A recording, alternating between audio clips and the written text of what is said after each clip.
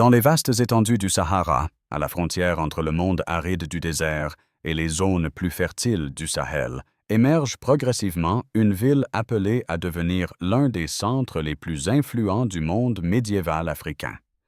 Tombouctou. Son histoire s'inscrit dans une dynamique longue, marquée par les échanges commerciaux, l'essor intellectuel et les transformations géopolitiques de l'Afrique de l'Ouest. Les origines de Tombouctou remontent au XIe siècle. À cette époque, il ne s'agit pas encore d'une ville structurée, mais d'un point de halte pour les populations nomades, notamment les Touaregs. Le site est choisi pour des raisons pratiques, la présence d'un point d'eau et sa position stratégique sur les routes caravanières.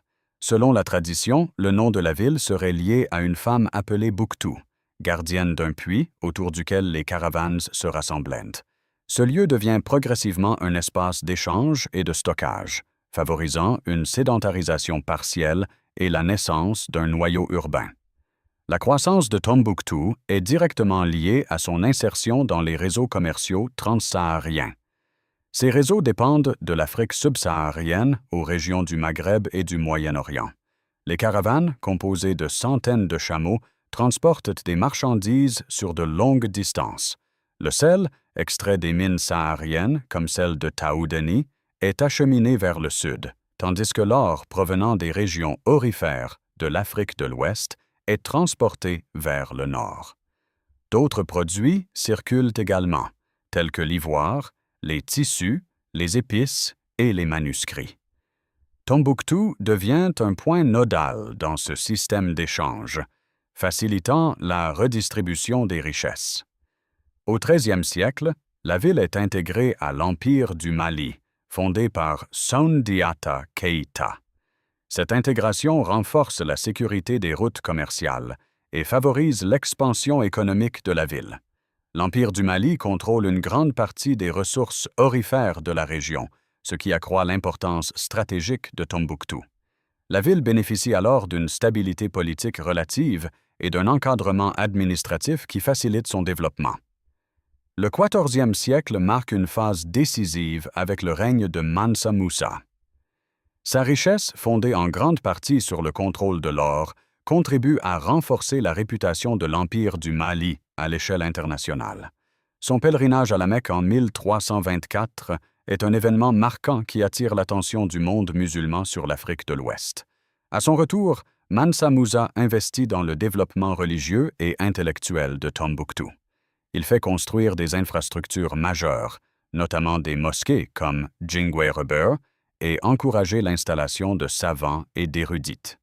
À partir de cette période, Tombouctou se distingue non seulement comme un centre commercial, mais aussi comme un pôle intellectuel majeur.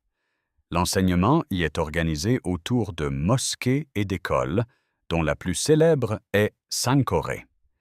Le système éducatif repose sur une relation directe entre maître et élève, sans structure centralisée rigide.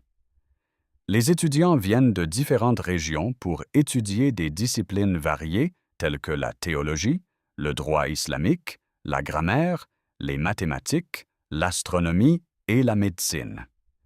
Les manuscrits jouent un rôle fondamental dans la transmission du savoir. Ils sont copiés à la main, conservés dans des bibliothèques privées et transmis de génération en génération.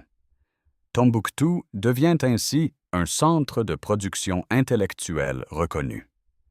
Parmi les figures marquantes de cette tradition savante figure Ahmed Baba, érudit du XVIe siècle, auteur de nombreux ouvrages en droit et en théologie. La présence de ces savants contribue à faire de la ville un lieu de référence dans le monde islamique. Au XVe siècle, Tombouctou passe sous le contrôle de l'Empire Songhai, qui succède à l'Empire du Mali comme puissance dominante en Afrique de l'Ouest. Sous le règne de Askia Mohammad Ier, la ville atteint son apogée. L'Empire Songhai met en place une administration efficace et maintient la sécurité des routes commerciales. Tombouctou devient alors un centre urbain prospère, caractérisé par une forte activité économique et une vie intellectuelle intense. La ville est structurée autour de ses mosquées, de ses marchés et de ses quartiers résidentiels. Les constructions en banco, adaptées au climat, témoignent d'un savoir-faire architectural local. La société est organisée de manière hiérarchisée, avec une élite composée de savants et de marchands, suivie d'artisans et de travailleurs. L'islam joue un rôle central dans la vie quotidienne, influençant les pratiques juridiques, éducatives et sociales. La diversité culturelle de Tombouctou est également remarquable. La ville accueille des populations d'origines variées, notamment des Arabes, des Berbères et des Africains subsahariens. Cette diversité favorise les échanges culturels et linguistiques